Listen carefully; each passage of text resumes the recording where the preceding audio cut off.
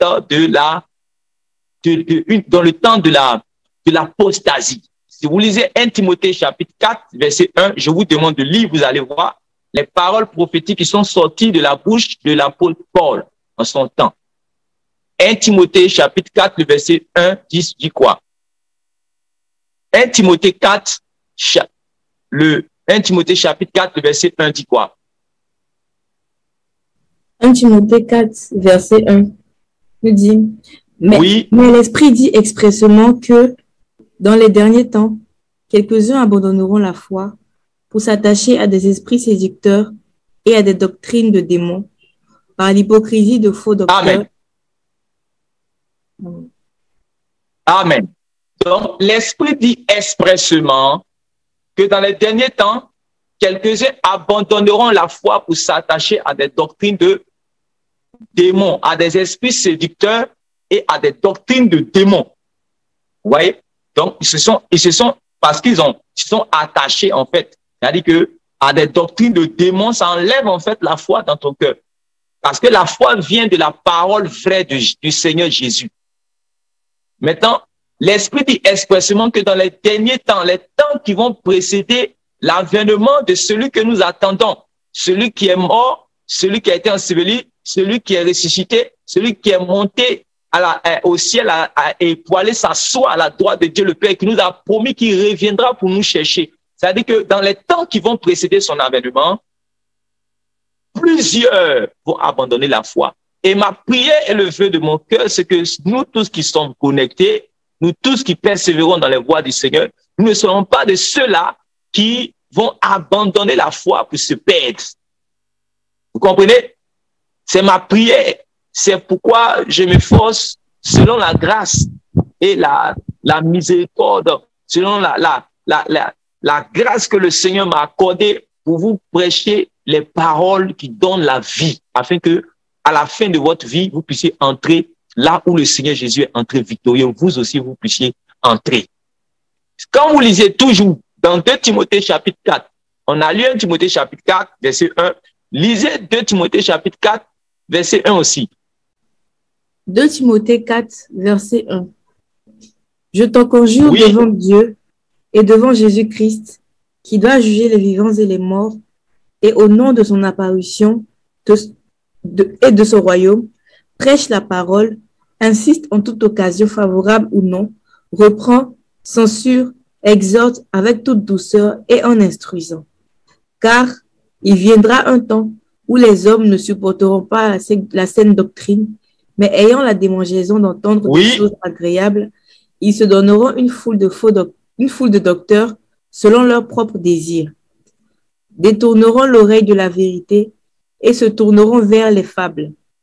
Mais toi, sois sobre en toutes choses, supporte les souffrances, fais l'œuvre d'un évangéliste, remplis bien ton ministère. Amen. Amen. Amen. Donc, ici encore, c'est la même chose qui est dit dans 1 Timothée chapitre 4. Ici, nous sommes dans 2 Timothée chapitre 4. Il conseille Timothée, qui est son fils dans la foi et qui est aussi un homme de Dieu, de prêcher la parole en toute occasion, favorable ou non, de prêcher le véritable évangile. Et il a dit cela au nom du Seigneur Jésus, au nom de son apparition. Donc, le Seigneur Jésus vient. Comme le Seigneur Jésus vient, il faut que tu sois concentré dans l'évangile que tu as reçu. Voilà, tu as reçu de moi, le dépôt que tu as reçu de moi, le véritable que je prêche, que tu prêches, parce que quoi? Dans les derniers temps, plusieurs vont détourner l'oreille de la vérité. Ils n'auront plus l'amour pour la vérité, mais ils auront maintenant l'amour des chimères, des paroles chimériques, des fables. Et c'est ça qui va les faire apostasier. Parce que eux-mêmes, ils vont se donner une foule de docteurs selon leurs désirs. Ils vont se donner une foule, en fait, une foule de rhumatologues, de docteurs séducteurs. La dernière fois, j'avais prêché sur la séduction. Vous voyez, dans la séduction, en fait, il y a deux grands niveaux dans la séduction. Au niveau de la parole, il y a deux grands niveaux. Il y a ce qu'on appelle les faux prophètes. Il y a ceux qu'on appelle les faux prophètes. C'est-à-dire que eux, ils vont venir avec la divination, les esprits de Python, les fausses prophéties, vous voyez? Voilà, les fausses révélations. Donc ça, c'est tout ce qui est faux prophétisme, tout ce qui est fausse révélation. Ça, c'est le domaine des faux prophètes. Maintenant, il y a aussi les faux docteurs. Vous allez voir cela quand les apôtres vont prêcher, vont écrire les épîtres. Vous allez voir dans ces épîtres, on va parler des faux prophètes. C'est Pierre qui va dire, il y a eu plusieurs faux prophètes avant et maintenant, il y a encore toujours les faux prophètes. Ça, c'est Pierre qui parle de cela. Vous voyez? Maintenant, Paul aussi parle des faux docteurs. Donc, il y a les faux prophètes et il y a les faux docteurs. Le faux prophète, c'est celui, en fait, qui donne les fausses prophéties, donne les fausses révélations, qui travaille avec les esprits de divination et autres. Vous me comprenez? Maintenant, il y a les faux docteurs. Eux, ils distillent un faux enseignement. Voilà. Je vais vous expliquer encore. Vous savez qu'au temps de Pierre, en Samarie, il existait un certain Simon le magicien. Lui, c'est un faux prophète. Vous voyez? Simon le magicien, c'est un faux prophète. Il y avait les Bar Jésus, il y avait les Simon le magicien, parce qu'il faisait des miracles, mais qui étaient des miracles mensongers. C'est pour cela que dans la contrée où il était, on appelait sa puissance la grande, parce qu'on n'avait pas vu de pareil. On n'avait pas encore vu la puissance de Dieu. Donc, on pensait que lui, c'était lui qui était la réelle puissance de Dieu, parce qu'il faisait des miracles, mais ce qui était des miracles mensongers. Donc, ça, c'est tout ce qui est faux miracle, faux prophète, tout ça. Et après le temps de Simon le magicien, quand vous arrivez au temps de l'apôtre Jean, quand il va écrire la première épître de Jean, il va parler, il va dire, je vous écris ces choses afin que vous ne péchiez point, petits enfants, gardez-vous des idoles. Et il va s'efforcer, par exemple, à démontrer la divinité du Seigneur, tout ça. Mais pourquoi il le faisait? Parce qu'en son temps-là, il y avait des gens, en fait, qui dispensaient un faux enseignement qui niait, par exemple, la divinité du Seigneur et qui niait aussi l'humanité du Seigneur. C'était un Christ, un faux Christ, en fait, qui était prêché. Vous voyez? Et encore, il dispensait aussi réellement un faux enseignement selon lequel les chrétiens réellement peuvent vivre dans la volupté et puis ils seront quand même sauvés. C'est pour cela que Jean va s'efforcer à prêcher pour dire, par exemple, avec radicalité que celui qui pêche est du diable. Je veux que nous lisions encore, toujours dans Jean, pour que vous puissiez comprendre. Prenez 1 Jean chapitre 2, lisez à partir du verset 24 à 25. Vous allez voir la mise en garde de l'apôtre Jean. Parce qu'ils sont en train de déposer les fondements pour que nous puissions entrer dans notre enseignement. La mise en garde de l'apôtre Jean. 1 Jean chapitre 2.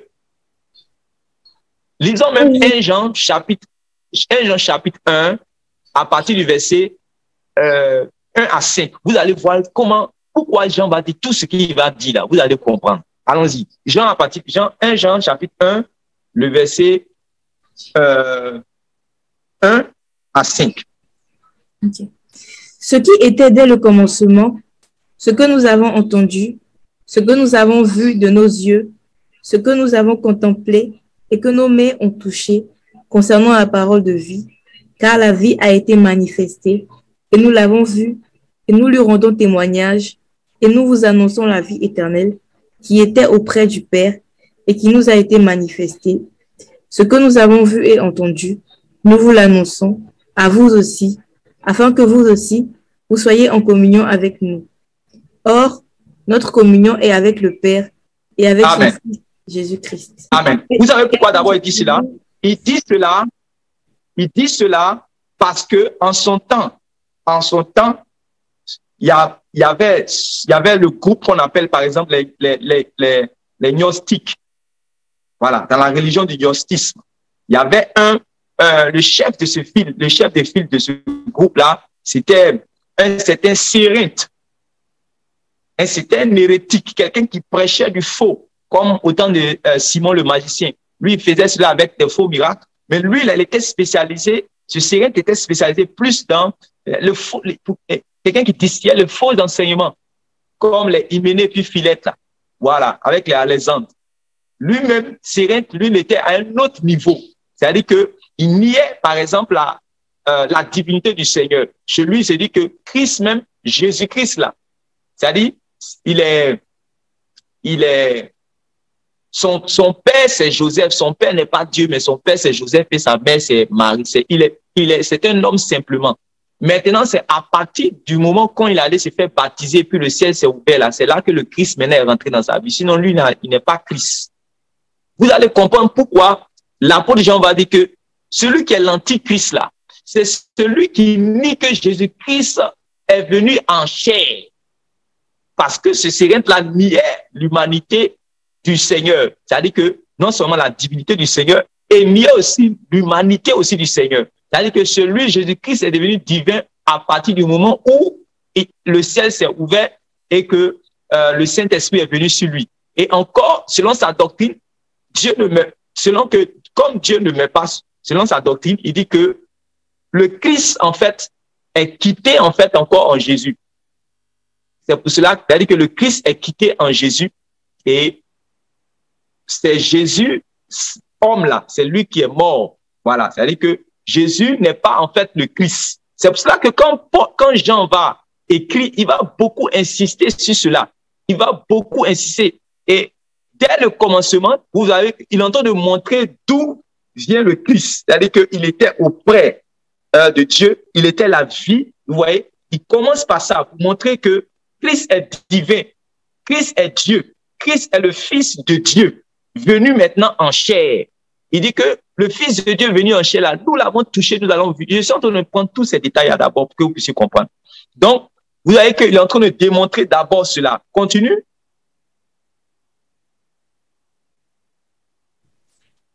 Et nous écrivons ces choses afin que notre joie soit parfaite. La nouvelle que nous avons apprise de lui et que nous vous annonçons, c'est que Dieu est lumière et qu'il n'y a point en lui de ténèbres. Si nous disons que nous sommes en communion avec lui et que nous marchions dans les ténèbres, nous mentons et nous ne pratiquons pas la vérité. Amen. Amen. Donc, voilà que encore, ce Cérinthe-là, dans sa doctrine, c'est-à-dire qu'il permettait aux enfants de Dieu de vivre réellement comme ils veulent, et puis réellement, ils peuvent vivre comme ils veulent, et ils seront toujours réellement sauvés. D'ailleurs, c'était des gens qui niaient l'enfer, Donc, il y avait beaucoup de confusion qui faisait entrer, ils glissaient ces fausses doctrines-là dans l'Église. Vous me comprenez? Ils glissaient ces fausses doctrines-là dans l'Église. Et c'est à cause de ça que les deux grandes doctrines qui ont été prêchées dans dans cette épître, dans la première épître de Jean, c'est-à-dire que du chapitre 1 jusqu'au chapitre 5, première doctrine que Jean va se forcer de pouvoir instaurer dans l'esprit réellement des frères, c'est d'abord de parler de la divinité du Seigneur qui était réellement niée en son temps, et aussi d'insister sur le fait que les enfants de Dieu devaient marcher dans la sainteté parce que Dieu est saint. C'est pour ça, au verset 5 que tu viens de lire, il dit que la nouvelle que nous avons reçue de celui qui est quitté au ciel pour venir, c'est que Dieu est saint.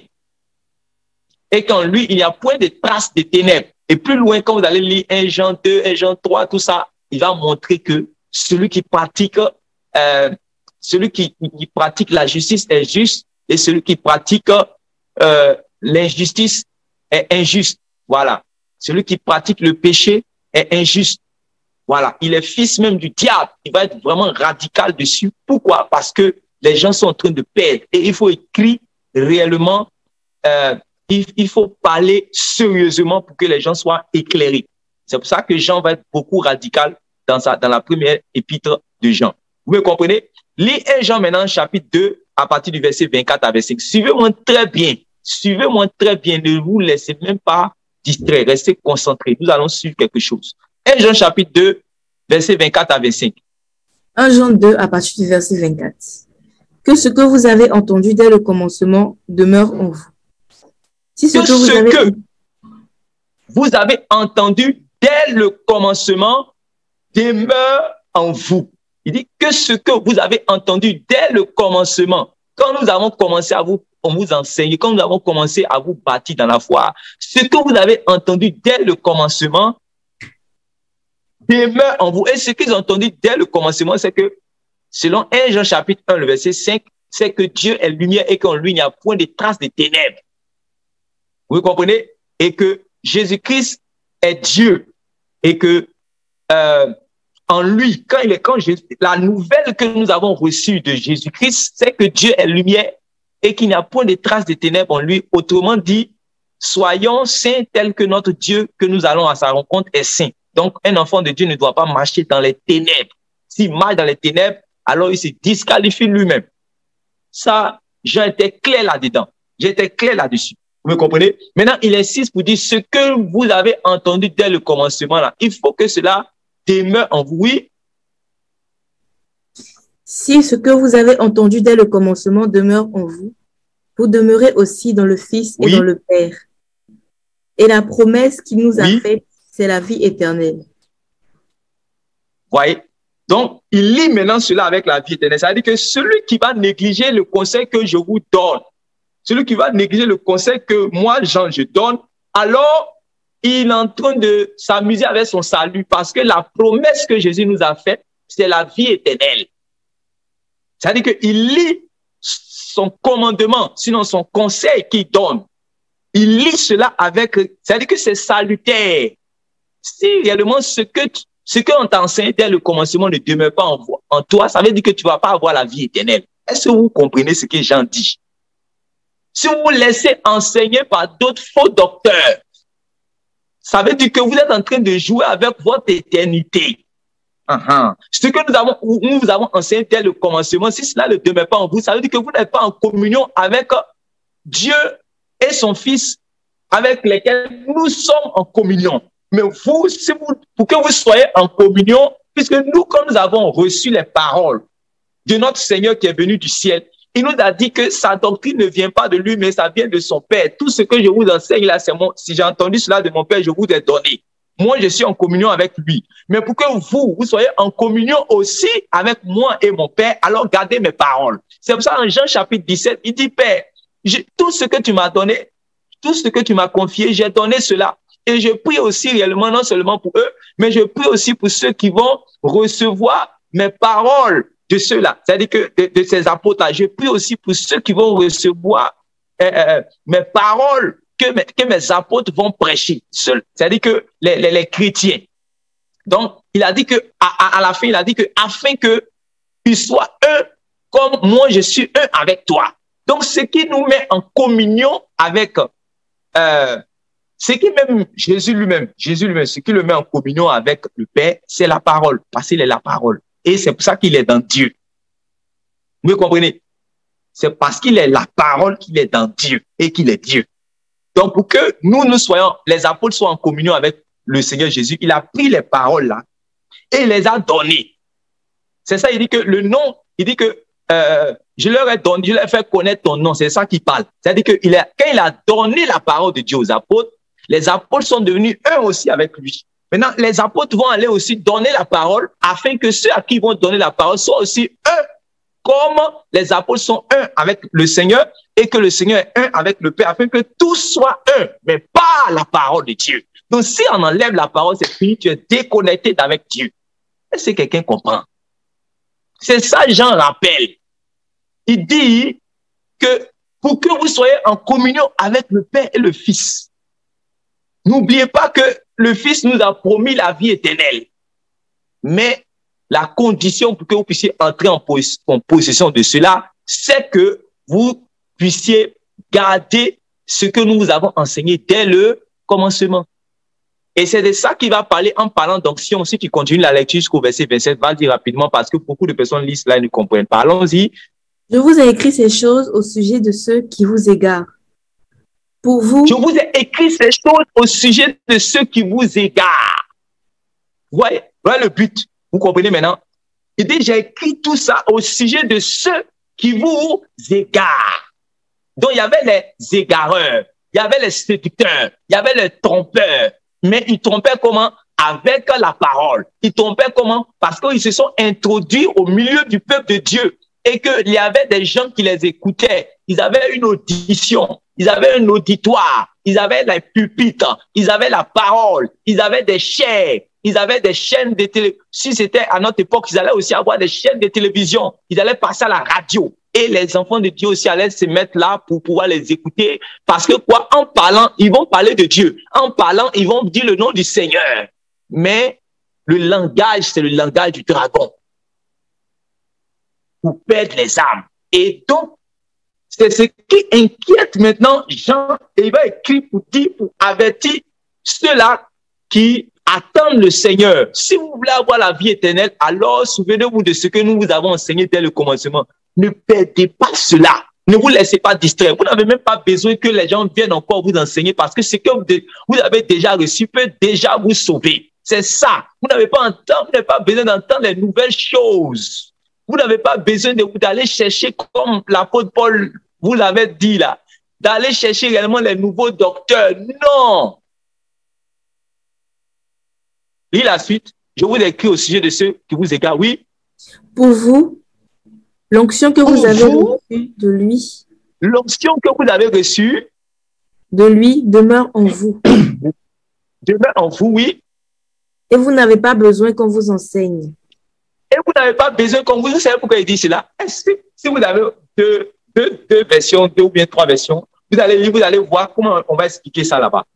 Pour que vous puissiez comprendre. Parce qu'il y a d'autres qui ont mal compris. Ils se disent que ça veut dire que si je suis chrétien, je n'ai pas besoin qu'on m'enseigne. Faux. Faux et faux. On n'a rien compris dans ce verset. Ce n'est pas ce que ça veut dire. Ça ne veut pas dire que si j'ai reçu le Saint-Esprit ou j'ai reçu l'onction de Dieu, je n'ai pas besoin qu'on m'enseigne. C'est faux.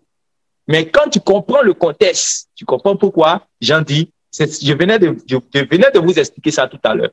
Il disait en réalité, avec ce que vous avez déjà reçu dès le commencement, est-ce que vous avez besoin de nouveaux docteurs pour pouvoir les écouter? Je vous écris au sujet de ceux qui vous égarent. Vous n'avez pas besoin de les écouter.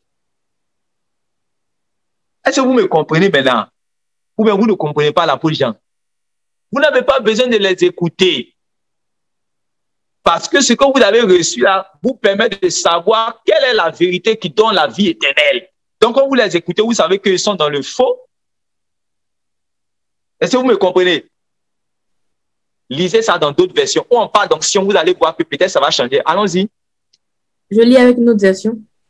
Verset 26 à 27, là, la partie où on parle de vous n'avez pas besoin. Je vous écris au sujet de ceux qui vous égarent ici. Et puis la suite. Allons-y rapidement. Oui. Quant à vous, l'esprit dont vous avez été oint par Christ demeure en vous. Oui. Vous n'avez donc pas besoin que l'on vous instruise. Oui. Car cet esprit dont vous avez été oint vous enseigne tout. Oui. Prends encore une autre version. Ok. Prends encore une autre version. Il faut que quelque chose soit établi là. Je vais prendre parole de vie. Oui. Quant à vous, le Christ vous a donné son esprit et cet esprit habite en vous. Alors, vous n'avez pas besoin d'un maître. En effet, c'est l'Esprit Saint qui vous apprend tout. Ce qui vous apprend est vrai, ce n'est pas un mensonge. Vous savez qu'avant de dire cela, il a dit que ce que nous avons enseigné dès le commencement, que cela... Pourquoi? Parce que ça veut dire qu'au moment où il écrit, il n'est pas proche d'eux. Mais les gens à qui il écrit, eux, se font déjà enseigner par des faux docteurs. Donc, il leur dit, eux, ils n'ont pas besoin de les écouter. Ils n'ont pas besoin que ces gens-là les instruisent. Parce que eux, ils ont déjà... Nous vous avons déjà instruit pour ce qui vous est utile pour que vous puissiez rentrer dans le royaume de Dieu. Ce qui peut vous rendre sage à salut là. Nous vous avons déjà enseigné cela. Si vous gardez cela tranquillement, vous restez ferme là-dessus, alors la promesse que Jésus nous a faite, qui est la vie éternelle, vous allez entrer en possession de cela. Mais si vous ne gardez pas ce que nous vous avons enseigné dès le commencement, alors vous ne serez pas en communion avec le Père et le Fils. Vous n'aurez pas la vie éternelle. Donc, sachez que vous n'avez pas besoin d'entendre les nouvelles doctrines. Vous n'avez pas besoin que l'on vous instruise. Ce dont il parle là, ce sont les faux maîtres tels que les sirènes dont je viens de parler. Est-ce que vous me comprenez maintenant? Prends la première vidéo, écoute. Et prends la première vidéo, tu mets la première vidéo et nous allons écouter ensemble. vous allez voir quelque chose. Quand nous sommes dans les derniers temps, comme je dis, nous sommes dans les derniers temps. Donc, je vous ai parlé, dans la séduction, il y a deux grandes parties. Première partie, c'est il y a les faux prophètes. Et deuxième catégorie, il y a les faux docteurs. Les faux prophètes, là, on sait que voilà, c'est des fausses prophéties, fausses révélations, tout ça. Quand tu as été réellement, tu as compris la parole de Dieu, la vraie parole de Dieu, tout ça, tu as compris réellement dans le faux système. Sinon, la mamaille dans laquelle tu étais, et puis tu les quittes facilement, mais il n'y a pas trop de séquelles. Mais les faux docteurs, les faux docteurs, en fait, eux, ils ont bâti ils bâtissent une mentalité dans les âmes. Donc, même quand quelqu'un quitte un faux docteur, c'est-à-dire, la mentalité, il t'a déjà bâti, il t'a déjà formé. C'est trop dangereux même. Parce que c'est l'enseignement qui caractérise notre manière de nous conduire, qui définit notre manière de nous conduire. Là, c'est-à-dire l'enseignement que l'homme a reçu, c'est ça qui lui forge une certaine mentalité, puis c'est ça qui va définir sa marche. Donc, quand quelqu'un est assis auprès d'un faux docteur, c'est dangereux. Ça va le suivre pendant 5 ans, 10 ans, ça va le suivre.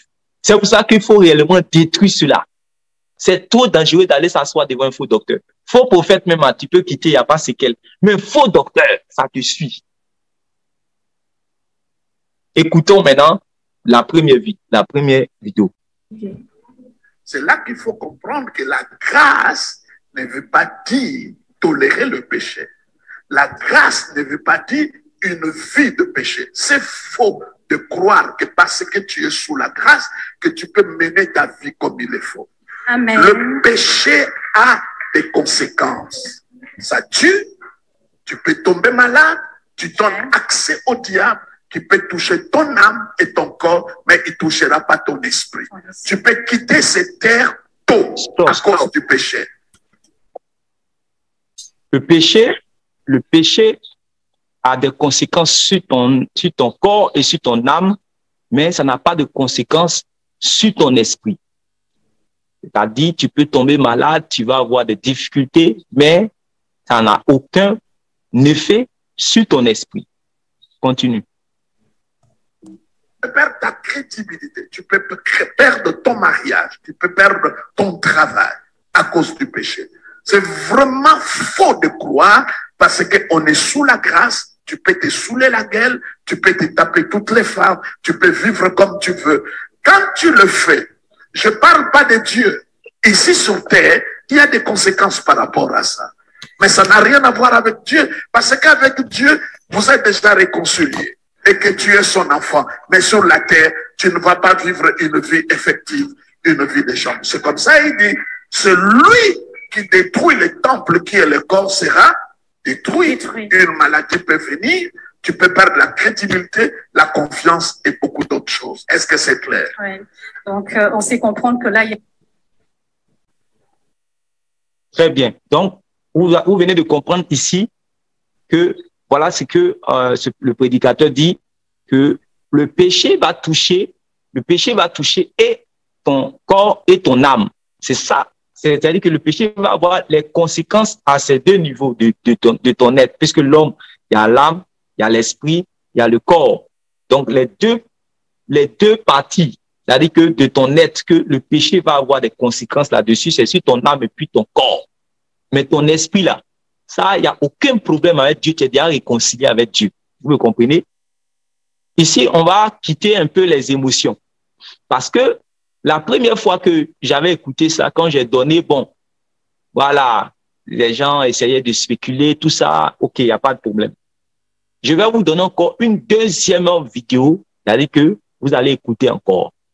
C'est-à-dire, vous venez d'écouter ça, non? Deuxième vidéo. Même étant la deuxième vidéo, écoutons très bien. Il a créé des petits lumineux et des grands lumineux. La même parole peut être prêchée en petite lumière et ça peut être prêché en grande lumière. Et c'est toujours Jean 3,16. Alléluia. Amen. Un jour, mes bien-aimés, je viendrai ici. En introduction, je vais vous prêcher Jean 3,16. En grand lumineux. En grand lumineux. C'est extraordinaire, mes bien-aimés. La beauté de la parole. Par exemple, lorsque nous avons suivi la petite scénette ici, alors le frère a posé une question importante. Qu'est-ce que le péché? Alors quand il répond, il dit c'est la transgression de la loi. Maintenant, si je pose la question, mais si tu dis c'est la transgression de la loi, mais nous ne sommes plus sous la loi. Mais comment on va identifier le péché? Voyez? Voyez? Il dit c'est la transgression de quoi? De la loi. Mais la Bible dit vous n'êtes plus sous la loi.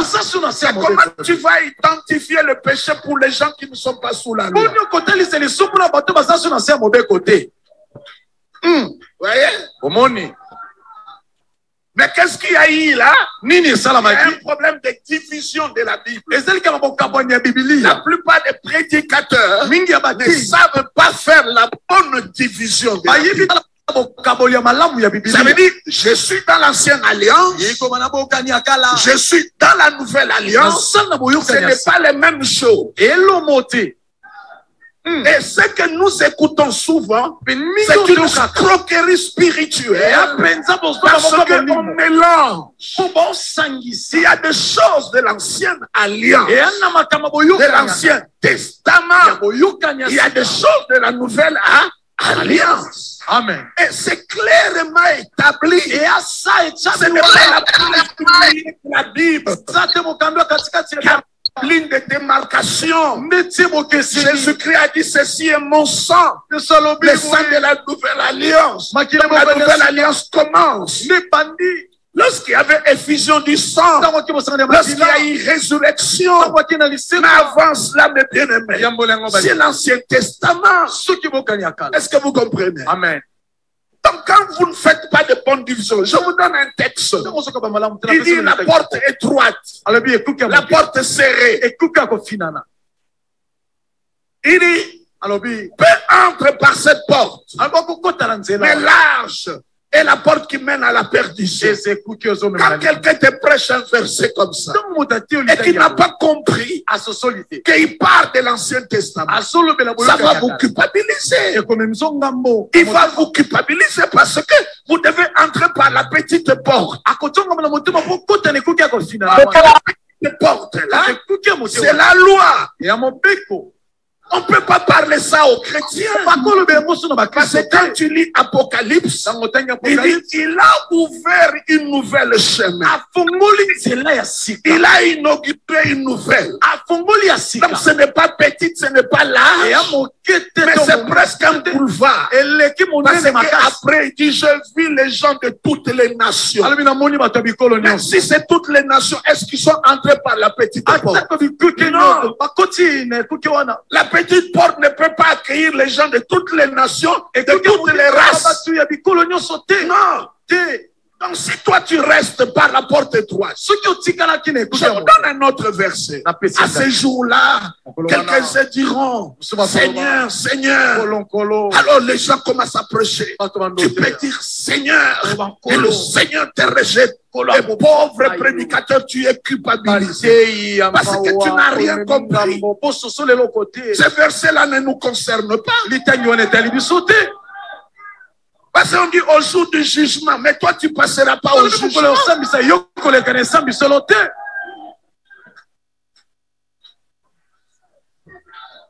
Parce que la Bible dit, bon, amen. Il dit, je ne t'ai jamais connu.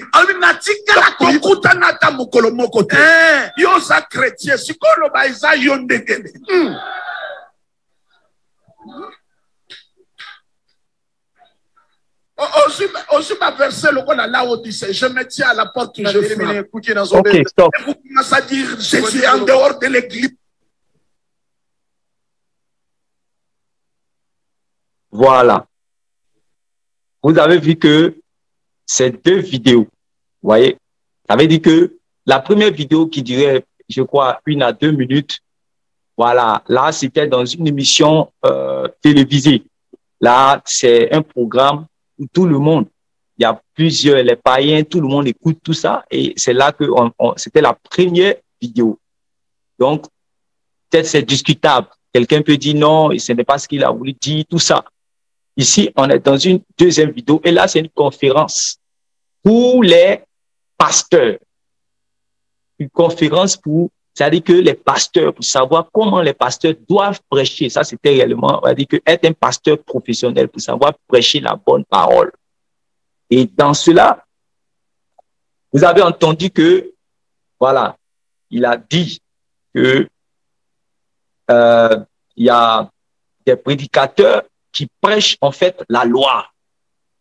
Et il y a un prédicateur qui avait quelqu'un qui avait posé la question de savoir ce que c'est que le péché. Et il y avait une personne qui a répondu, le péché, c'est la transgression de la loi. Où il a tiré cela? Il a tiré cela dans l'épître de Jean. C'est là-bas que Jean même, qui était sous la nouvelle alliance, a défini le péché comme étant la transgression de la loi. Que non, comme réellement nous, les chrétiens sont sous réellement la grâce, c'est que on doit redéfinir la définition du péché. Je ne sais pas si vous comprenez. C'est-à-dire que le péché n'a plus la même définition parce que réellement, nous sommes sous la nouvelle alliance. Alors que celui qui a défini le péché dans 1 Jean chapitre 3, il était déjà dans la nouvelle alliance. C'est-à-dire que c'est pour ça qu'il faut quitter les émotions, il faut connaître la parole de Dieu et puis tu es assis tranquillement. Parce que si tu es dans les émotions de quoi, c'est là que tu vas commencer à crier comme les gens criaient dans la salle. Vous me comprenez? Donc, ici, il montre qu'il y a une nouvelle manière maintenant de définir le péché parce que l'autre, là, réellement, il a mal défini le péché. Après ça, il commence maintenant à dire qu'il y a des prédicateurs qui viennent réellement effrayer les gens parce que lorsqu'ils disent que, voilà, et il prend les paroles de qui? Les paroles du Maître, les paroles du Seigneur, et il rend caduques les paroles du Seigneur en disant quoi? C'est-à-dire qu'il rend désuète, c'est-à-dire qu'il rend les paroles du Seigneur comme étant passées. Si vous me comprenez. Les paroles du Seigneur où le Seigneur dit que il y a deux chemins, le chemin large et spacieux qui mène à la perdition et le chemin étroit, la porte resserrée. Vous voyez? La porte étroite, le chemin resserré. Le Seigneur Jésus dit que il faut passer par ce chemin-là pour avoir la vie éternelle. Et ce chemin-là, il y en a peu qui l'empruntent. Il dit non. Que quand tu prêches cela, tu prêches réellement la loi. Parce que la porte étroite, c'est la porte de la loi. C'était clair comme vous l'avez entendu, sans passion, quittons les passions. C'est-à-dire que la porte étroite, c'est la porte de la loi. Ceux qui sont assis ici, là, c'est des gens qui sont assis devant nous, c'est des gens que le Seigneur Jésus a appelés déjà. Est-ce que vous me comprenez? C'est les gens que le Seigneur Jésus a appelés. C'est des gens qui ont le cœur sérieux pour faire l'œuvre de Dieu, mais ils viennent pour écouter quelqu'un, une référence, un modèle qu'on va écouter pour aller reprêcher la chose. Donc, c'est grave. Ici, c'est pas de la musulmane, c'est grave maintenant. Voilà. C'est-à-dire que ils vont recevoir cela et ils vont aller reprêcher que le chemin étroit, en fait, ça, c'est le chemin de la loi. La porte étroite, ça, c'est la loi.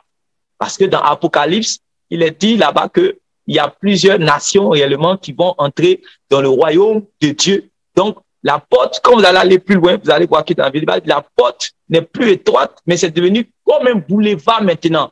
Qu'il y a plus de porte étroite. Quand tu prêches cela, tu prêches la loi. C'est vous me comprenez.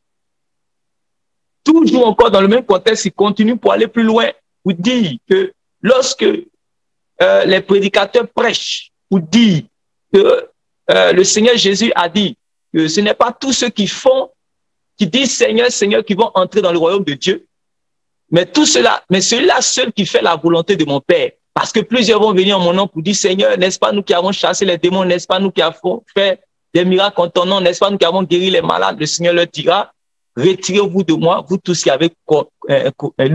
avez pratiqué l'iniquité. Alors, il dit que, ici, il dit, pauvre prédicateur. Voilà. C'est-à-dire que toi qui prêches là, tu es déjà frustré à mettre.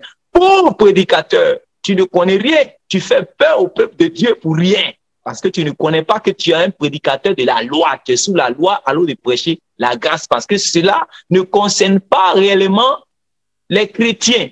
Et voilà comment il justifie cela. Et cette justification-là, cette manière de justifier cette prédication-là, il y en a plusieurs qui sont rentrés dedans aussi sans le savoir. Voilà ce qu'il dit. Le Seigneur Jésus était encore en vie.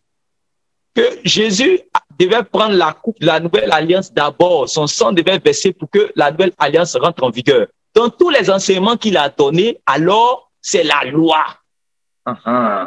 Donc vous allez voir que ce type de prédicateurs, ils vont beaucoup s'appesantir sur les enseignements tels que les épîtres. Vous comprenez? Ils vont prêcher que les épîtres. Par exemple, Romains, vous allez les voir beaucoup insister sur Romains chapitre 5, 6, tout ça. Mais ils ne vont pas insister sur les paroles du Seigneur lui-même, telles que les béatitudes, telles que les paraboles du Seigneur.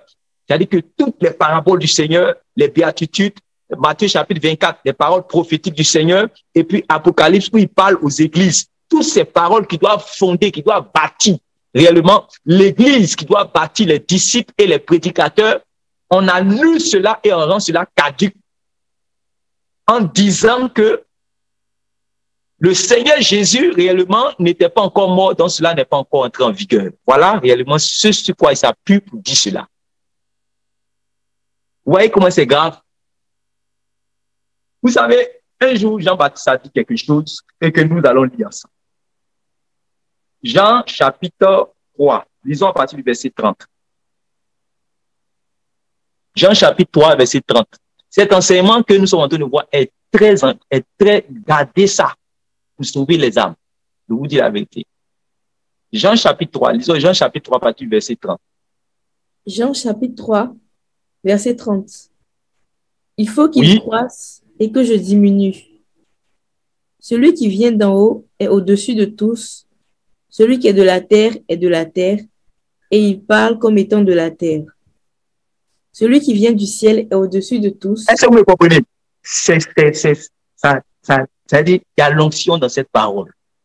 Celui qui vient d'en haut, il parle comme étant quelqu'un qui est venu d'en haut. Celui qui vient de la terre, il parle comme étant de la terre. Jean-Baptiste lui-même, là, il était envoyé de Dieu. Hein.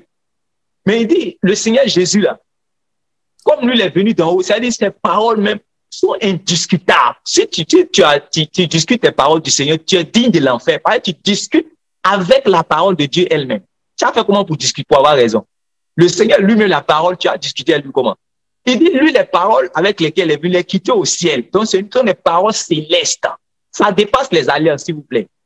Les paroles du Seigneur dépassent les alliances. Les paroles du Seigneur sont éternelles, selon Psaume 119. Les paroles du Seigneur fondent le ciel. Vous me comprenez? C'est le conseil de Dieu avant que Dieu même ait suscité les prophètes. C'est là-bas. Le Seigneur lui-même maintenant, il vient en chair. Jean-Baptiste était envoyé de Dieu, il prêchait aussi.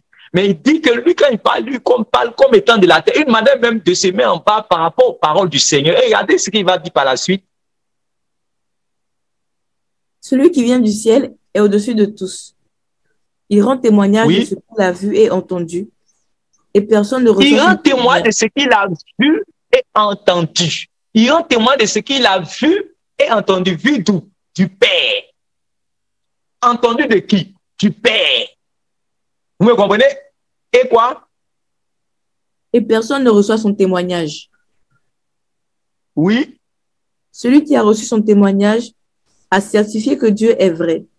Car celui qui a reçu son témoignage certifie que Dieu est vrai. Donc, le Seigneur Jésus qui est quitté au ciel vient rendre témoignage de ce qu'il a entendu du Père, de ce qu'il a vu du Père. Ça lui vient rendre témoignage. C'est ça l'apôtre Jean va dire. La nouvelle que nous avons reçue de Christ, celui qui vient d'en haut, c'est que le Père là est lumière. Maintenant, Jean-Baptiste, c'est Jean le Baptiste dit que celui qui reçoit les paroles de celui qui est venu d'en haut là, lui, il certifie que Dieu est vrai. Maintenant, celui qui ne reçoit pas, ça veut dire que c'est le contraire. Celui qui ne reçoit pas, il certifie que Dieu n'est pas vrai dans sa vie. Dieu n'est pas vrai, en fait. Vous comprenez? Voilà. Il dit il dit les paroles du ciel. Celui qui reçoit certifie que Dieu est vrai. C'est-à-dire que, allons-y, lis la suite, vous allez voir encore. Car celui que Dieu a envoyé dit les paroles de Dieu, parce que Dieu ne lui donne pas l'esprit avec mesure. Très bien. Car celui que Dieu a envoyé, il dit les paroles de Dieu. Donc, Jésus est venu dire les paroles de Dieu. Cette fois, il disait aux Juifs que la doctrine que j'enseigne n'est pas de moi, elle m'a été donnée par mon Père, c'est ça que je vous enseigne. Lui-même, il avait dit aux Juifs que tous les disciples seront enseignés de Dieu. Voilà. Tous les disciples seront enseignés. Donc, l'enseignement qu'il donne là, c'est le Père directement qui donne. Et lui-même disait que le Père est dans moi. Alors, ils sont indissociables. Le Père est dans moi, je suis dans le Père. C'est-à-dire, tu ne peux pas jouer les paroles du Seigneur. C'est pas possible. C'est-à-dire, si tu veux aller en enfer, là, c'est là que tu peux t'amuser les paroles du Seigneur. Sinon, les paroles du Seigneur, c'est pour ça que Jean disait aux disciples que ce que vous avez entendu de nous dès le commencement, là, si vous voulez avoir la vie éternelle, gardez cela. Vous n'avez même pas besoin que les gens vous enseignent. C'est ça. Jean était clair dessus, il ne veut plus discuter. Maintenant, ici, Jean-Baptiste dit que celui qui vient d'en haut, lui, il a reçu l'esprit sans mesure. Toi, tu as reçu quel esprit pour venir décortiquer l'alliance avec Jésus? Tu as reçu quel esprit? Toi, tu reçois l'esprit avec mesure. Lui, il a reçu l'esprit sans mesure. C'est ça, Jean dit. Donc, lui, comme Jean-Baptiste, moi, Jean-Baptiste, j'ai reçu l'esprit avec mesure, je ne peux pas comparer mon enseignement à son enseignement. Voilà pourquoi je diminue afin que lui croisse. Écoutez-le. Vous comprenez?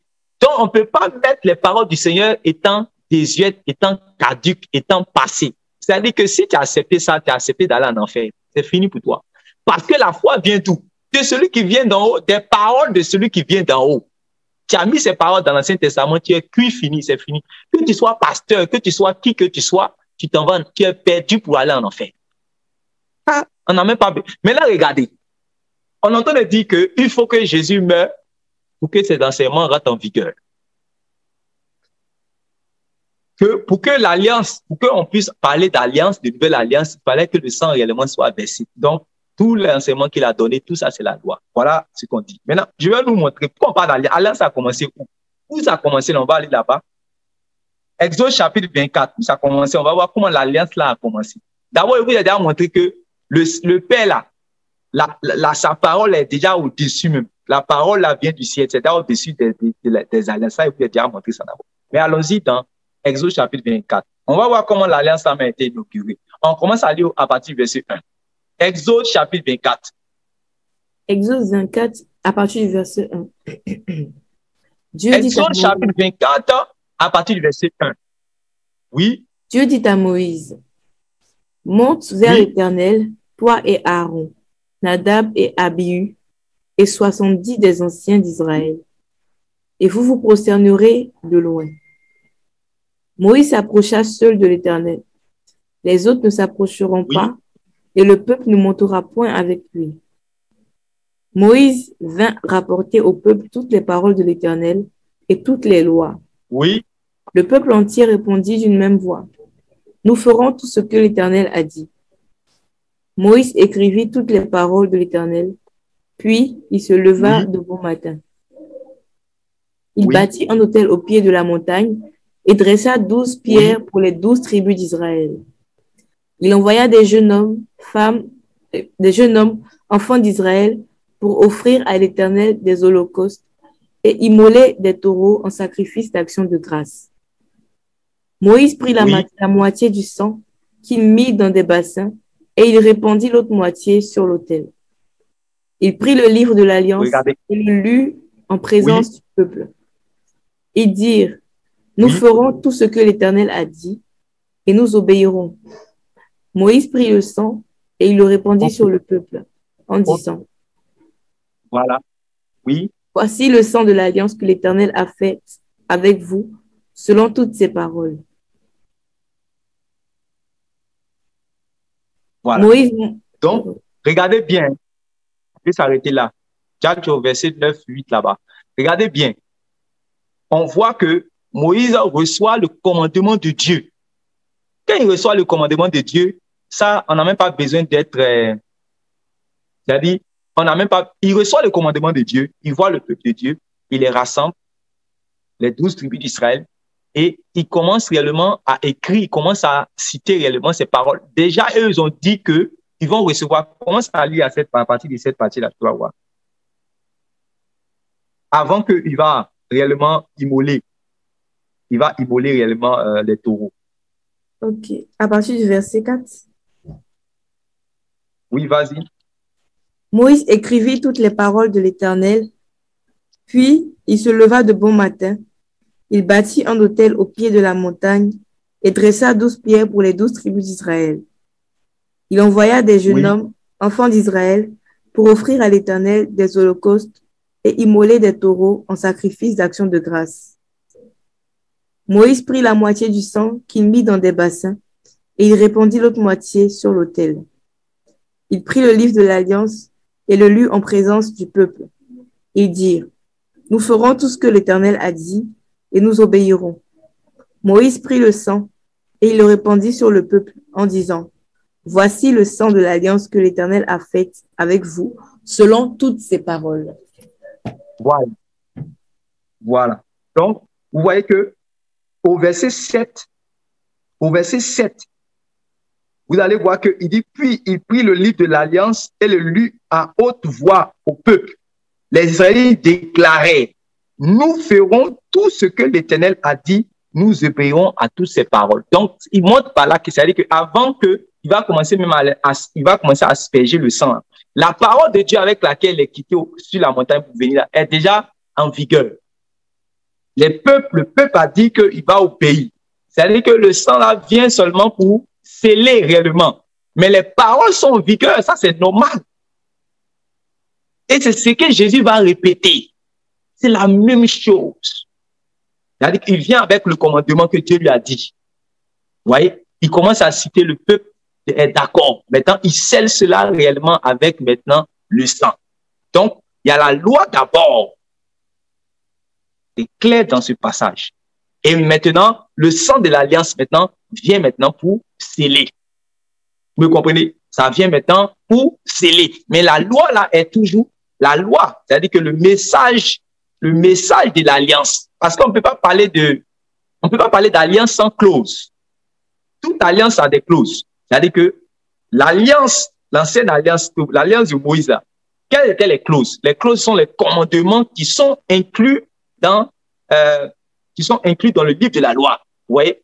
Donc, dans cette alliance, Moïse va venir d'abord avec la loi, c'est-à-dire les clauses de cette alliance. C'est quand on dit qu'on est d'accord maintenant,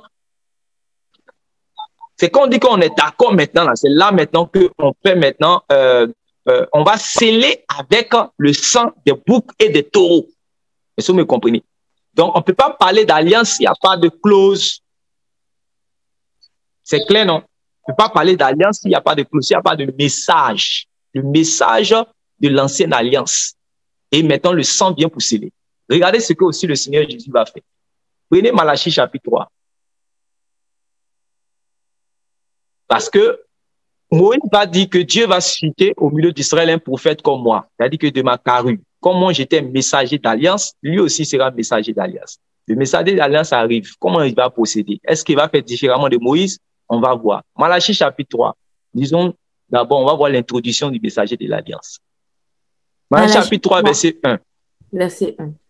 Voici, oui, j'enverrai mon messager. Voici, j'enverrai mon messager. Il préparera le chemin devant moi. C'est-à-dire Jean-Baptiste. Oui. Et soudain entrera dans son temple le Seigneur que vous cherchez. Et le messager de l'alliance entrera dans son temple le Seigneur que vous cherchez, le messager de l'alliance que vous désirez. Que vous désirez. Donc le Seigneur Jésus est le messager de l'alliance que vous désirez. C'est ça, non? Le messager de l'alliance que vous désirez. Maintenant, le Seigneur Jésus là-haut, il arrive là. Il meurt avant de prêcher ou bien il prêche avant de mourir? Prêche avant de mourir. Je vous pose la question, hein. Il prêche avant de C'est mourir. de votre Seigneur que je suis en train de parler. C'est de votre Seigneur que je suis en train de parler. Il n'est pas un étranger pour vous. Vous connaissez ses paroles, vous connaissez son histoire. Le Seigneur Jésus, là, il est mort avant de prêcher, ou bien il a prêché avant de mourir. Il a prêché avant de mourir. Il a prêché avant de mourir. C'est nous tous, on a lu quand il est allé dans la synagogue, il a pris les paroles des prophètes, là, il a ouvert, et puis il a dit que l'alliance, là, l'année de grâce, là, a commencé. C'est devant vous que l'Esprit du Seigneur m'a point, ainsi de suite. Tout ça, je suis venu pour publier. Tout ça, il a commencé son ministère. Ou bien c'était pas encore en vigueur. La nouvelle alliance, ça n'était pas encore en vigueur. C'est pour cela, tous ceux qui vont mettre les paroles du Seigneur dans la nouvelle alliance, non seulement ils sont dans l'erreur, mais leur salut est en danger. Vous me comprenez, non?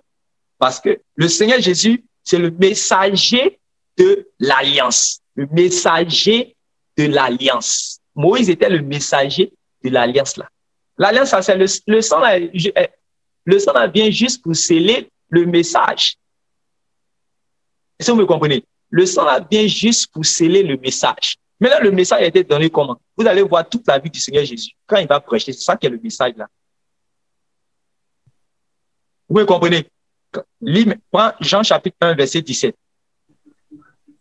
Le messager de l'alliance. On voit le messager de l'alliance. Si réellement il est ça, c'est-à-dire qu'il est mort avant de prêcher, ou bien c'est-à-dire qu'il dit il est mort avant de prêcher, ça veut dire que c'est quand Jésus est mort là, c'est là ces paroles-là sont en vigueur, ou bien c'est quand il est vivant là, ces paroles sont en vigueur. C'est ça que les gens ne comprennent pas. Allons-y. Jean chapitre 1, verset 17. Car la loi a été donnée par Moïse, la grâce et la vérité sont venues par Jésus-Christ. Amen. Donc, ça veut dire que quand Jésus est venu en chair, là, quand Jésus est venu, il dit, je prêche la grâce, mais je prêche la vérité. Ce n'est pas venu par Paul. Attention. Ce n'est pas venu dans les épîtres. Attention, il faut te calmer. La grâce et la vérité sont venues par qui? Par le messager de l'alliance nouvelle qui est Jésus. L'alliance nouvelle, le messager, ce n'est pas Paul. Ce n'est pas les apôtres même. C'est Jésus. C'est Jésus lui-même qui est le messager de l'alliance selon Malachie chapitre 3. Si vous me comprenez, c'est lui qui a donné le message qu'il a reçu où? Au ciel. Ça, Jean-Baptiste a dit que lui, il parle en rendant témoignage parce que son témoignage vient du ciel. Il parle comme étant quelqu'un qui est venu du ciel. Donc, nous qui sommes de la terre, là, est-ce que nous, on peut se comparer à lui? D'ailleurs, il faut que je croisse il faut que je diminue afin que lui croisse. C'est lui le messager de l'alliance. C'est ça, Hébreu dit que nous avons, Dieu nous a parlé autrefois, Dieu a parlé à nos pères autrefois par les prophètes. Mais Dieu nous parle dans ces derniers temps par le Fils, voyez, qu'il a établi, héritier de toutes choses. Donc, Dieu nous parle par le Fils. Donc, la nouvelle alliance, là, le message de la nouvelle alliance, c'est le message qui sort des paroles de Christ. C'est-à-dire la foi vient de ce qu'on entend et ce qu'on entend vient des paroles de Christ. Maintenant, où Christ a parlé? C'est quand tu lis les évangiles, là, c'est là que tu vois les paroles de Christ. Maintenant, si tu dis que réellement tout ça, c'est l'ancienne alliance, que c'est à partir des épîtres où Jésus est déjà mort, là, c'est là que ces paroles-là rentrent en vigueur. Est-ce que tu as compris quelque chose? Donc, les gens sont dans l'émotion, ils crient. Et c'est ça qui crée des problèmes aujourd'hui. Les gens discutent beaucoup de choses, mais ne pas s'asseoir calmement pour que le Saint-Esprit réellement. C'est-à-dire, il ne veut pas être un, parce que ça, je ne sais pas. Il faut te calmer, il faut être un pour que le Seigneur réellement puisse t'éclairer, puisse t'aider pour que tu sois sauvé. Vous voyez ça? Donc, le Seigneur Jésus, là, il va quitter au ciel. Il va venir. Il va enseigner. Non, comme on appelle ça, si tu vas dans une fête, que vaut mieux t'asseoir derrière, faut pas réellement t'asseoir devant. Si réellement l'invité, celui qui a organisé la fête là, voit quelqu'un qui il veut honorer plus que toi, il va te déplacer, il va mettre la personne et tu seras dans la honte. Si quelqu'un te frappe réellement sur la joue, donne-lui l'autre joue. Si quelqu'un réellement regarde la femme de quelqu'un pour la convoiter dans son cœur, il a commis tout ça là, c'est la loi Si on ne met pas on ne met pas réellement la main à la charrue et puis on regarde en arrière, c'est la loi. Si quelqu'un réellement t'a offensé, il faut lui pardonner, c'est la loi. Recherchez premièrement le royaume de Dieu. Recherchez premièrement le royaume de Dieu et sa justice, c'est la loi. Parce qu'il n'était pas encore bon. Toi, tu es assis, tu es pasteur, tu es quoi? Et puis tu es allé, tu l'amènes et tu vas prendre ça pour aller prêcher. Je suis allé à un séminaire, je suis allé à une conférence. Ouais, j'ai entendu la parole, les remarques. Vraiment, nous-mêmes là, on a prêché l'heureux. On nous a montré maintenant ce qu'il faut prêcher. C'est ça que tu vas partir là-bas. Vous voyez le danger? C'est pour cela, pour que quelqu'un puisse entrer réellement dans le royaume de Dieu, les paroles du Seigneur sont réellement claires dans notre Bible que nous lisons. Les paraboles du Seigneur, paraboles du royaume, c'est ce que le Seigneur a prêché, paraboles du royaume. Quand on parle de la grâce et puis la vérité, c'est tout ça. Les paraboles du royaume, les béatitudes. Quand il a dit, heureux ceux qui ont faim et soif de la justice, heureux ceux qui sont persécutés à cause de moi, heureux les débonnés, heureux ceux qui font miséricorde. Tout ça, tu mets ça dans la loi. Tu veux aller dans quel paradis? Tu veux aller dans quel paradis? C'est dans quel paradis que tu vas partir? Si tu annules toutes ces paroles. Donc, les béatitudes, les paraboles du Seigneur, les paroles prophétiques du Seigneur qui sont dans Matthieu chapitre 24 là aussi, et aussi les paroles du Seigneur qui sont dans Apocalypse, les épîtres du Seigneur Jésus. Si ça, là, ça ne fonde pas la vie d'un homme, tu ne peux pas rentrer dans le royaume de Dieu. Parce que quand on parle de foi, là, la foi, ce n'est pas quelque chose de, je ne sais pas, je te donne la foi. Non, la foi, ce sont les paroles du Seigneur que tu as confiance en ça. Les paroles du Seigneur que tu obéis, ça on appelle la foi. Mais si tu as mis les paroles du Seigneur à côté, c'est fini.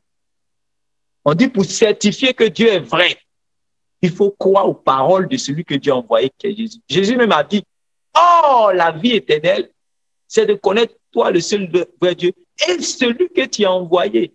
Quand celui qu'il a envoyé te donne les paroles, tu dis que non, c'est l'Ancien Testament, c'est à partir du moment où il meurt que ça rentre en cœur.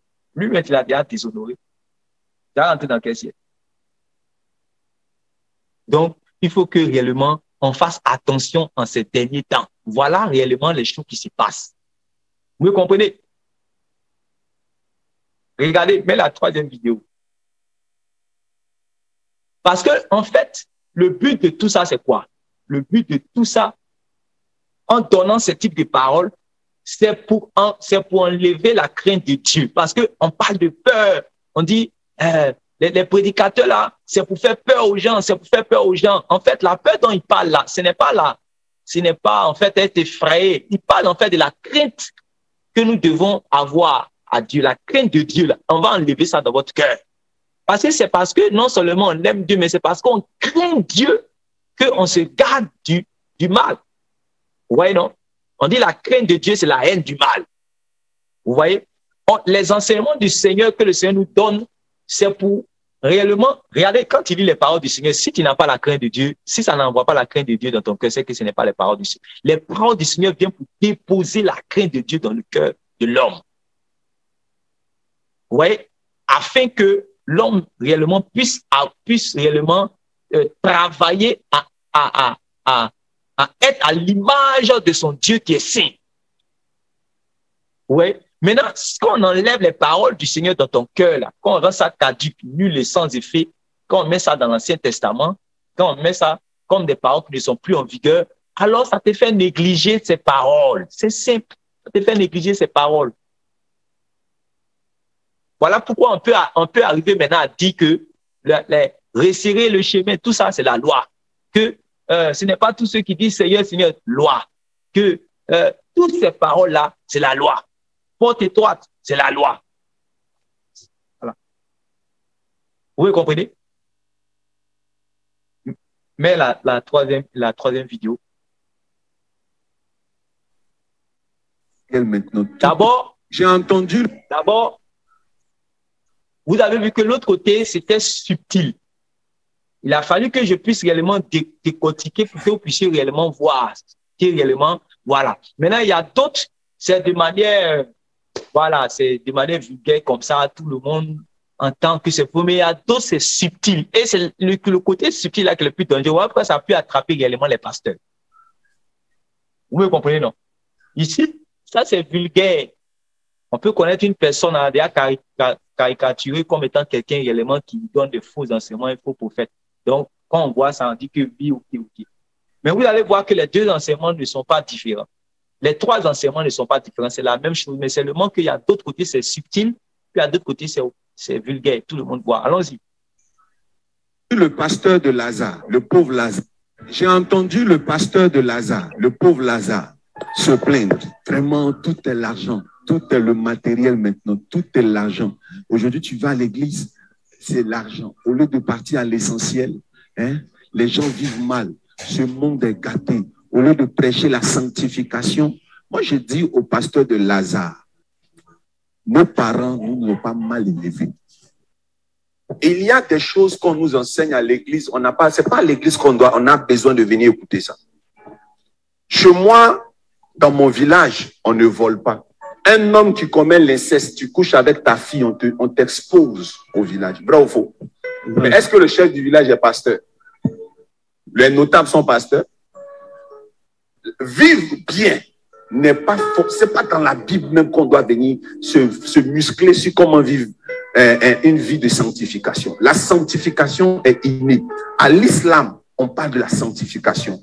Même chez les bouddhistes, on jeûne, on parle de la sanctification. Il y a la purification, il y a la sanctification. Excusez-moi, je suis en train de vous faire un message prophético-logo anthropologique. Yes. Stop. Et si je vous prêche de cette manière, c'est parce que je vous respecte. Il faut que vous écoutez un message de qualité. Pas fait de dire, le Seigneur revient bientôt, Jésus revient, alléluia, préparez vos vies, préparez-vous vos cœurs, repentez-vous. Et puis les factures sont rouges à la maison. En attendant que Jésus revienne, je vous dis que Simon Pierre, on lui a dit Jésus revenait, il a espéré, il est mort. Paul est venu, il est mort. Le pasteur de mon pasteur, on lui a dit Jésus revient, il est mort. Mon pasteur est là, moi je suis ton pasteur. Peut-être qu'on va mourir, Jésus ne serait même pas encore de retour. Si c'est sur lui, vous comptez. Payez vos factures.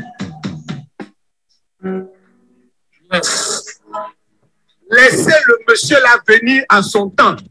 Mais si je vous dis que prêchons un évangile qui permet d'attendre Jésus avec des champagnes devant nous d'autres. N'attendons pas le retour de Jésus avec des factures de CIE qui font battre le cœur.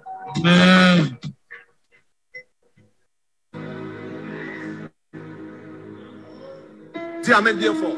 Amen. Quand vous venez à l'église, regardez votre vie. On a combien d'années sur terre? Tu as trop vécu 5 quelques ans. Ta vie est monotone jusqu'à ce que Jésus revienne. Mon ami, ça c'est quel évangile ça? Un évangile qui t'a... C'est pas la première fois qu'il parle réellement par rapport à la sanctification. J'avais déjà fait une vidéo aussi de public aussi où il avait dit que la sanctification, c'est un ancien message, ainsi de suite. Moi, tout ça, moi, je mets ça sur le compte de l'ignorance parce que quand je l'écoute, je vois réellement quelqu'un d'ignorant, quelqu'un qui n'a pas pris réellement le temps. Je prie même que Dieu le sauve, que Dieu lui fasse grâce. Voilà, parce que là, je vois quelqu'un qui est ignorant. Voilà. De l'autre côté, ça, c'est quelqu'un qui est assis, qui se dit qu'il connaît déjà et il est assis sur quelque chose qu'on ne peut pas le convaincre parce qu'il est déjà borné, qu'il connaît, c'est lui qui est dans la vérité. Voilà pourquoi les autres sont dans le faux, carrément. Vous comprenez? Et le problème, c'est-à-dire que on peut prêcher sur le fait que, voilà, un enfant de Dieu doit se réjouir. Il n'y a pas de mal à se réjouir si quelqu'un se réjouit. Si quelqu'un, Paul même disait, je sais vivre dans l'abondance comme je sais vivre dans la disette. On peut prêcher ça tranquillement. Pour dire à quelqu'un réellement, il n'y a pas de mal réellement à vivre, à être dans le confort. Voilà. Si quelqu'un réellement est dans le confort, il n'est pas en train de pécher. Si quelqu'un vit dans l'abondance, il est riche, il n'est pas en train de pécher. Ça, en tout cas, un vrai prédicateur, ça c'est normal qu'il dise cela. Mais en même temps, prêcher dans ça subtilement pour dire que voilà, on va attendre le Seigneur Jésus réellement avec les champagnes.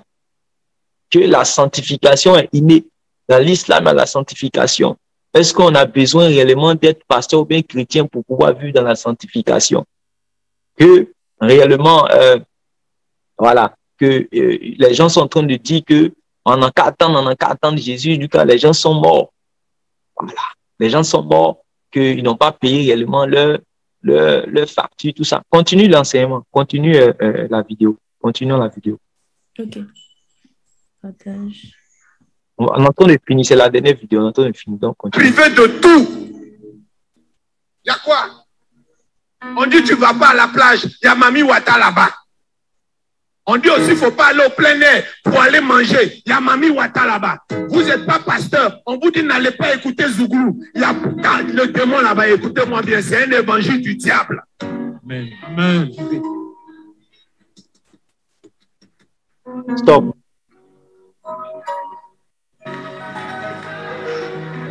Stop.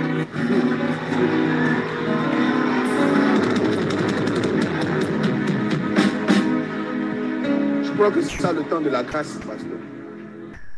Stop. Vous m'entendez? Oui, oui. Oui, oui. Ok. Vous voyez qu'il dit il dit à un autre de ses pasteurs, un autre de ses collaborateurs pasteurs que je crois que c'est le temps, je crois que c'est ça le temps de la grâce, pasteur. Je crois que c'est ça le temps de la grâce, pasteur. Vous voyez? Voilà. Où il faut être libre réellement d'écouter ça, le zouglou, d'aller réellement à la plage. Je ne suis pas en train de dire ici que de ne pas aller à la plage. Vous pouvez partir à la plage. Mais si tu vas à la plage réellement, c'est dans quel but? Quand tu vas à la plage, c'est dans quel type de plage que tu vas? Tu vas dans une plage publique où tu vas voir réellement les femmes nues? Ou bien toi, tu es un robot. Quand tu vois réellement les femmes nues, ou bien toi, tu es une femme, tu vois réellement les hommes étant nus là. Toi, voilà, à moins que tu sois un zombie pour que ça ne te fasse rien. Sinon, si tu n'es pas un zombie, que tu es un homme normal, quand tu vas et puis tu vois toutes ces formes, tu vois tous ces trucs, tu vas à la plage là, tu vas dans quel but? Je n'ai pas dit aussi que réellement un enfant de Dieu ne peut pas se trouver là-bas. Tu peux te trouver là-bas, mais quand toi-même parce qu'il y a des gens, il y a des prédicateurs que Dieu réellement suscite pour aller réellement avec la puissance du Saint-Esprit, avec une armée, c'est pas eux seuls, avec leurs compagnons, ils vont pour aller rendre témoignage, c'est possible. Mais ici, vous voyez dans le contexte qui parle réellement vraiment de divertissement. Tu te lèves un matin, tu dis que je vais dans une plage publique où je vais voir réellement des femmes dénudées, où je vais voir des hommes réellement dénudés. Que c'est ça, il faut attendre le Seigneur dans cette manière-là. C'est-à-dire qu'il faut attendre le Seigneur dans cette manière de vivre-là. Il faut attendre le Seigneur avec réellement la bière, les champagnes, tout ça. Il faut attendre le Seigneur en écoutant réellement la musique au zouglou, parce que la musique du zouglou, on nous a interdit de chanter tout ça, que tous ceux qui disent cela, alors c'est un évangile du diable. Puis maintenant, il se tourne maintenant vers le pasteur, dit que, pasteur, n'est-ce pas ça le temps de la grâce? Oui, n'est-ce pas ça le temps de la grâce? Vivez, vivez. Oh, c'est ça même que l'apôtre Paul a dit. Qu'est-ce qu'il a dit dans Romains chapitre 6, dernier verset? Il a dit, là où le péché a abondé, la grâce a surabondé. Je répète, là où le péché a abondé, la grâce a surabondé. Il n'a pas dit là où le péché abonde, la grâce surabonde. Parce que les gens ont entendu réellement ce verset. Qu'est-ce que l'apôtre Paul en train de dire? Ça veut dire que quelqu'un qui a vécu dans le péché, dans l'immoralité, qui abondait réellement dans sa vie de péché, la miséricorde de Dieu va surpasser cela, parce que comme un seul homme a péché, tout le monde entier réellement est rentré dans la désobéissance, mais un seul homme aussi a obéi pour que les hommes aussi soient justifiés. Donc, Jésus peut justifier le pire des pécheurs. Ça, on veut dire, là où le péché a abondé, la grâce a surabondé. Ça veut dire que Jésus peut justifier le pire des pécheurs. Mais quand l'apôtre Paul finit de dire ça net, il continue. Dès qu'il finit, il dit ça dans Romains chapitre 5, 6 là-bas, il continue en disant, pécherons-nous donc parce que la grâce abonde. Pourquoi il dit cela? Parce qu'il connaît l'homme Tu lui dis que là où le péché a abondé, la grâce a surabondé. Il peut, s'il a un mauvais cœur là, et ça, aujourd'hui, tout le monde a ce mauvais cœur là, et il s'appuie sur ça réellement pour vivre comme on le dit, pour vivre réellement. Et il dit, pécherons-nous donc, ou encore vivons-nous donc dans le désordre parce que la grâce a abondé. Et en même temps, il dit, loin de là, parce que nous sommes morts au péché, ainsi de suite. Vous comprenez cela? Et le même apôtre va dire que en Christ, nous sommes libres. C'est-à-dire, le mot qu'il utilise, vivre là. Voilà. En Christ, nous sommes libres. Mais on ne doit pas réellement utiliser cette liberté, cette vie-là, pour vivre, comme on dit. Non. On ne doit pas utiliser cette vie-là pour vivre. Non. On doit, il dit, en Christ, nous sommes libres. Mais réellement, on ne doit pas user de cette liberté pour vivre dans le désordre, pour vivre dans la dissolution, pour vivre dans la débauche, pour vivre selon la chair. Vous me comprenez? Mais on doit marcher plutôt selon l'esprit, que tu sois dans l'abondance, dans le confort, dans la joie, dans la disette, dans les situations, dans une bonne situation. Tu dois réellement marcher dans la sanctification. Vous êtes d'accord avec moi qu'un homme comme moi n'est pas en train de dire qu'il ne faut pas se réjouir ou bien il ne faut pas sortir. Aujourd'hui même, je suis sorti avec des frères. Je suis parti dans un espace public. On a mangé dans la joie, tranquillement, dans la sainteté. On a prié, on était content. Voilà, on était sobre. On a vu qu'il y avait une différence entre ceux qui sont dans le monde et puis nous. Si on avait l'occasion de pouvoir prêcher, on allait le faire. Il y a des fois, réellement, on a l'occasion de prêcher. On prêche dans ces circonstances. Vous me comprenez? Donc, on peut se réjouir dans le Seigneur. Mais regardez que derrière la subtilité, il y a la subtilité encore. Parce que ici, il y a des gens, ils sont devant des gens déjà qui sont déjà choisis une catégorie de docteurs, faux docteurs déjà. Parce que vous allez voir que dans l'enseignement, il va commencer à dire que Jésus, si vous venez vous parler de quoi? D'un réma, logo, quelque chose là-bas. Un mot que j'ai oublié. Je suis venu vous parler d'un réma, prophético, tout ça. Et les gens disent Amen parce qu'ils ont la démangeaison d'entendre des choses réellement agréables. Prophético, logo, rhumatologue, tout ça. C'est ça, la démangeaison. On veut écouter maintenant. Vous voyez? Voilà. Et dans ça, maintenant, on va vouloir écouter maintenant les nouvelles choses. Et dans ces nouvelles choses-là, on va dire encore que la sanctification est caduque, qu'on doit attendre le Seigneur réellement en vivant, en faisant réellement la Java, en vivant tout ça. Vous voyez? Donc, il faut faire réellement très attention. On peut s'arrêter là par rapport à l'enseignement. Tu peux enlever. Après, vous pouvez regarder. Donc, voilà.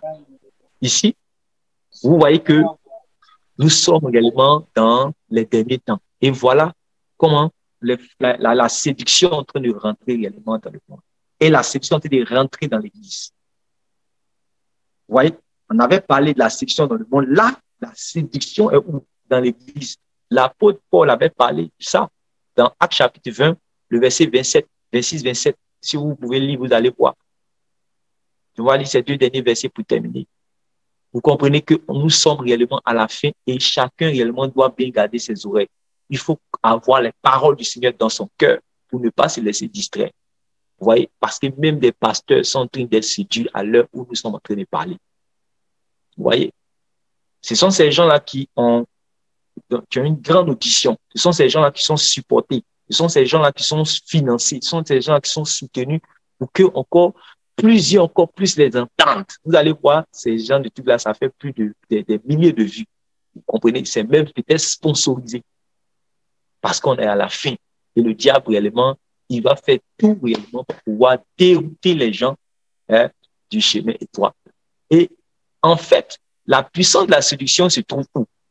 Ça veut dire la séduction, en fait, la séduction, quand on parle de séduction, on parle d'égarement, on parle de tromper. Ça veut dire que on te met sur un chemin, on te met sur le chemin large, mais on te fait croire que tu es sur le chemin étroit qui va à la vie. Voilà pourquoi il dit que c'est dans ce chemin, ce que vous enseigne là. C'est comme ça que vous allez entrer dans quand vous allez faire ce que je dis là, quand vous allez vivre, quand vous allez vivre là, vous allez vivre là. C'est comme ça que vous allez rentrer en fait dans le royaume de Dieu.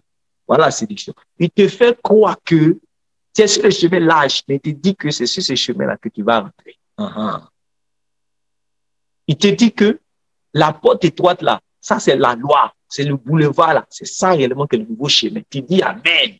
Comment il arrive à dire, Comment il arrive à dire Amen? Parce qu'il est séduit ici. Il est séduit. C'est ça la puissance de la séduction. Voilà. On te fait croire que tu es sur le chemin étroit qui mène à la vie, alors que tu es sur le chemin large et spacieux et tu vas à la perdition. C'est comme ça. Et c'est ça, autant de gens, autant de l'apôtre Paul, quand les Hyménée, Philette et Alexandre sont venus prêcher, lui, il était de loin. Quand il les a entendus, il dit non. Il les a livrés à Satan. C'est-à-dire qu'il les a chassés, il les a excommuniés de l'église parce qu'il savait que si ceux-là, ils sont là, s'ils prêchent, s'ils parlent, ils vont perdre les âmes.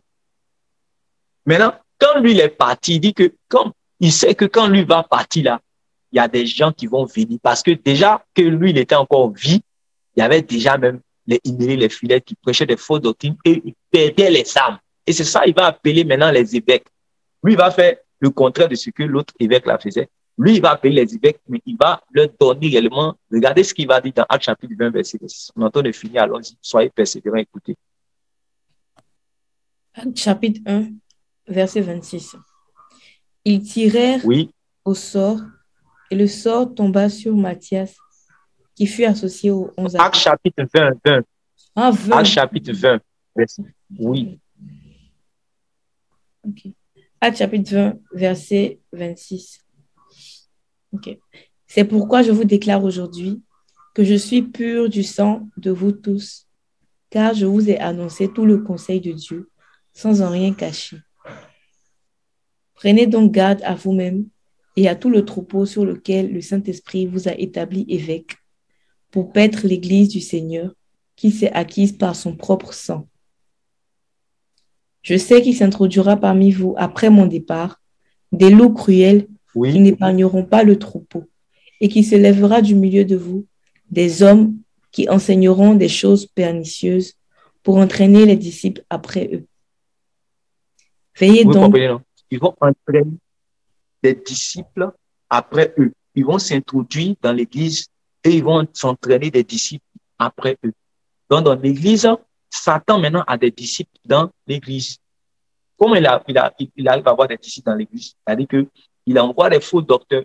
Comment eux vont se glisser? Ils vont se glisser réellement avec tous les titres pompeux, avec tout, peut-être les faux miracles, avec les fausses prophéties, avec les titres pompeux, avec réellement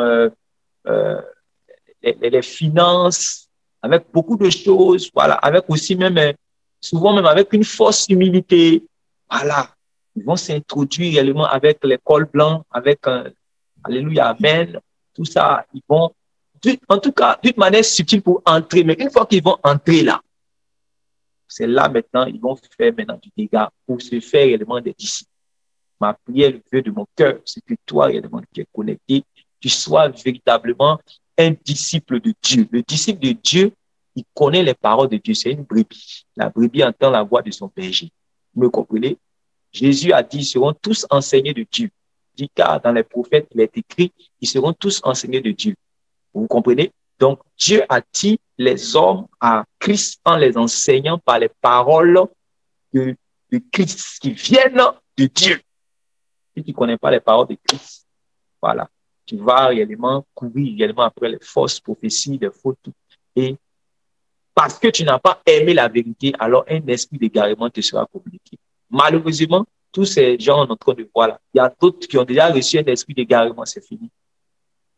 Ils ont déjà reçu un esprit d'égarement parce qu'ils n'ont pas aimé la vérité qui pouvait les sauver. C'est ce que Paul dit aux Thessaloniciens.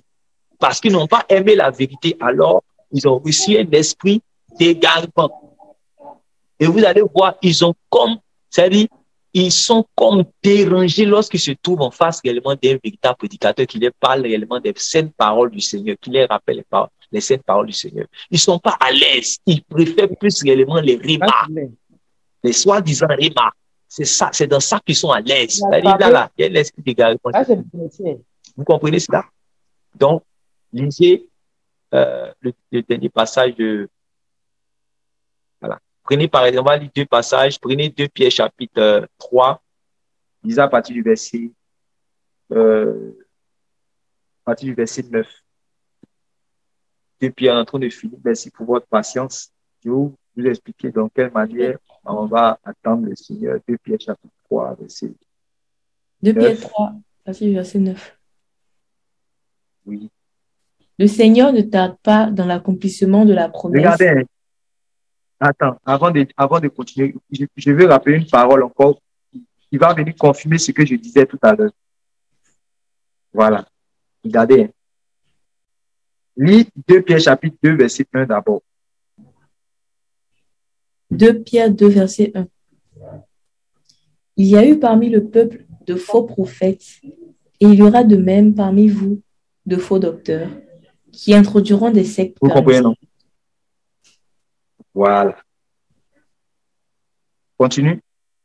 Qui introduiront des sectes pernicieuses et qui, régnant le maître qui les a rachetés, attireront sur eux une ruine soudaine. Amen. Vous voyez qu'il a dit, il y a eu des faux prophètes autrefois et il y aura des faux docteurs parmi vous. C'est une prophétie qui donne, c'est quelque chose qui va arriver et c'est arrivé. Maintenant, regardez ce qu'il dit dans 2 Pierre et dans 2 Pierre chapitre 3, le verset 1. Écoutez, c'était une parole que j'avais dit quand j'étais en train de faire mon développement dans l'enseignement. Regardez le verset 1, dit quoi? Voici déjà, bien-aimé. 2 Pierre chapitre 3, verset 1. Voici déjà, bien-aimé, la seconde lettre que je vous écris. Dans l'une et dans l'autre, je cherche à éveiller par des avertissements votre saine intelligence, afin que vous vous souveniez des choses annoncées d'avance par les saints prophètes et du commandement du Seigneur et Sauveur enseigné par vos apôtres, sachant avant tout que dans les derniers jours, il viendra des moqueurs. Amen. Vous voyez, il dit, mes chers amis, voici déjà la deuxième lettre que je vous ai écrite. Dans l'une comme dans l'autre, je cherche à stimuler en vous une saine manière de penser en vous rappelant l'enseignement que vous avez reçu. Souvenez-vous, en effet, des paroles dites autrefois par les saints prophètes, ainsi que du commandement du Seigneur et Sauveur que vos apôtres vous ont transmis. Donc, vous voyez que la transmission de la foi vient de la transmission des paroles du Seigneur que les apôtres ont reçues du Seigneur. Donc, quand les apôtres transmettent le commandement ou les paroles du Seigneur Jésus aux disciples, alors ils sont en train de leur transmettre la foi. Donc, l'apôtre Pierre dit de se souvenir de ces paroles, non seulement ce qui est dit même dans la loi, mais dans l'Ancien Testament, là. Souvenez-vous de ça. Et souvenez-vous aussi des paroles que le Seigneur nous a confiées, les commandements qu'il nous a donnés, que nous vous avons enseignés là. Souvenez-vous de cela. C'est ça. C'est en vous souvenant de cela, en gardant cela que vous allez pouvoir, c'est-à-dire que vous démarquez des moqueurs qui sont dans le monde afin d'avoir une attente ferme du Seigneur Jésus-Christ. Vous voyez que les apôtres avaient tous le même langage. Non? Vous comprenez comment les apôtres, parce que c'est ce que j'ai développé quand je parlais de l'apôtre Jean. Vous voyez que la même chose, l'apôtre Pierre va parler de cela. La même chose. Vous voyez? Et quand tu arrives maintenant au verset 9 que je t'avais dit, vas-y. 2 Pierre chapitre 3, verset 9, jusqu'à tu descends. 2 Pierre 3, verset 9.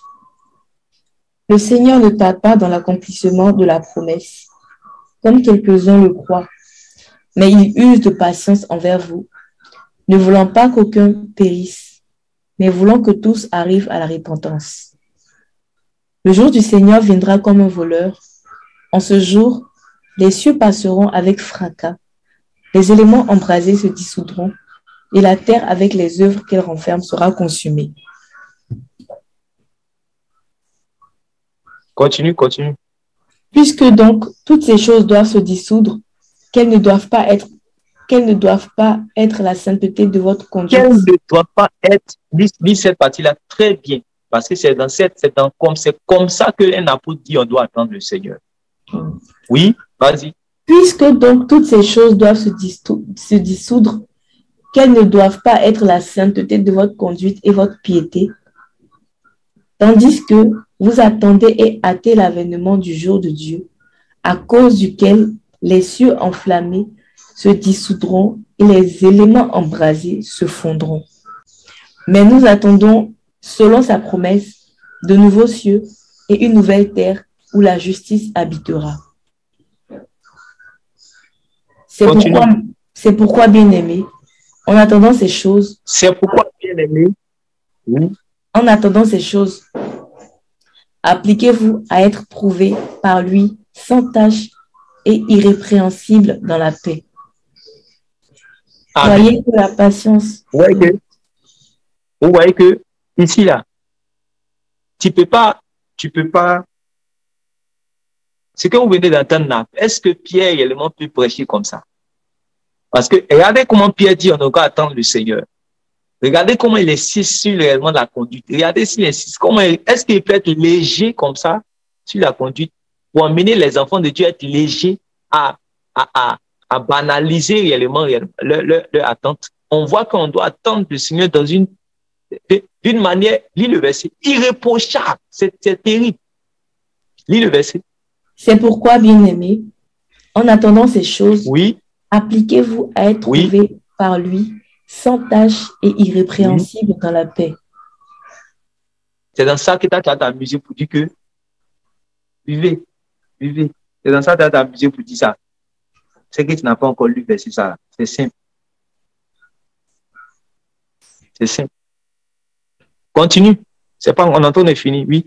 Croyez que la patience de notre Seigneur est votre salut. Comme notre bien-aimé frère Paul vous l'a aussi écrit, selon la sagesse qui lui a été donnée. C'est ce qu'il fait dans toutes les lettres, où il parle de ces choses dans lesquelles il y a des points difficiles à comprendre, dont les personnes ignorantes et mal affermies tordent le sens, comme celui des autres écritures, pour leur propre ruine. Oui, dernier verset. Bien-aimés, qui êtes avertis, mettez-vous sur vos gardes de peur qu'entraînés par l'égarement des impies, vous ne veniez à déchoir de votre fermeté, mais croissez dans la grâce et dans la connaissance de notre Seigneur et Sauveur Jésus-Christ. À lui soit la gloire pour l'éternité. Amen. Amen. Donc, il dit que ce qu'il est en train de dire là, c'est la même chose aussi que quand Paul dit, les gens tordent le sens. Savoir que ces mêmes prédicateurs vont commencer à parler des Romains, de la grâce, les groupes où les gens sont là, ils sont bernés, ils sont trompés. Et c'est ça qu'ils se disent que voilà le grand prédicateur, voilà ça. Parce que la personne est éloquente. C'est tout.